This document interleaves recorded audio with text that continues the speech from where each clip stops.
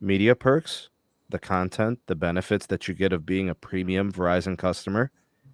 Are they focusing too much on this? What's the business with the premium upsell? Do you think this is the right thing for them to do as a business? They are clearly driving profitability, right? And they're going more and more premium. Now, there's only a limited number of premium folks around, right? Not everybody is premium. Look at the kryptonite for Verizon's premium strategy is Magenta Max and the premium unlimited plan from AT&T. The better they do, the worse it gets for AT&T for Verizon. Mm-hmm. And so, to a certain extent, they're trying to wring more water out of a stone. They're trying to get more wallet instead of getting more market share. They're not saying no to more customers, but they're definitely trying to get more wallet share. Sure. But you have then again the problem that a lot of that differentiation relies on the differentiation of a different company, right? Traditionally, you signed up for Verizon because of Verizon. Mm-hmm. Now you sign up because of Disney Plus, before or ESPN Plus, Hulu, ESPN Plus, all of these things. So, who are you actually buying, right? The logic and what the Verizon executives have said, like, we're the biggest content distributor in this country, right? Nobody has more relationship. A portfolio, right? Yeah, and we can distribute the content to so much more, and we are buying wholesale and we're selling retail. I've heard that story before, and it didn't end that well, right? It didn't end well for DirecTV. It didn't end well for the cable guys. It didn't end well for. But I don't see how they lose in distributing, only because they had Go90. That was a failure.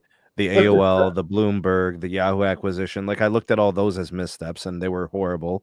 And they just cut their losses with everything. There were little missteps, right? Yeah, right. It was $7 billion. They pay that out of the postage account. $7 billion would have kept them going in their network build. Yeah, but in the big picture, it's like $7 billion is not that much money.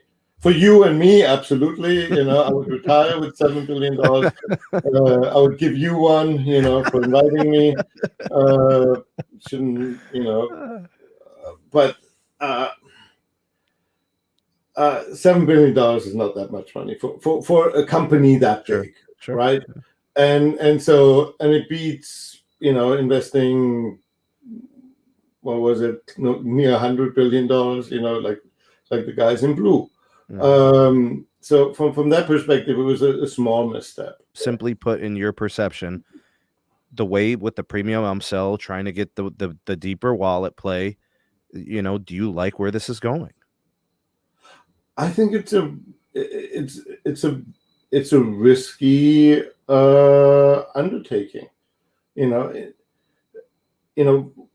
When you look at it, AT&T, if you flip the conversation, AT&T basically said, we're sick and tired of being the share giver, right? We want to take share, and then we monetize the conversation, the relationship. Same story with T-Mobile. When you have two wolves going after you, and all you want to do is get bigger and fatter, but not run as fast, they're going to catch up with you and eat you up, right? A lot of the wireless stuff is actually run out by Ronan Dunn, and Ronan knows this market extremely well. Ronan is fighting it day to day, right? That's the guy I look towards much more than I look towards Hans. And their difficulty is to balance both financial and growth opportunities, right? And remember when I threw in the name Dwayne Ackerman, Mm-hmm. right?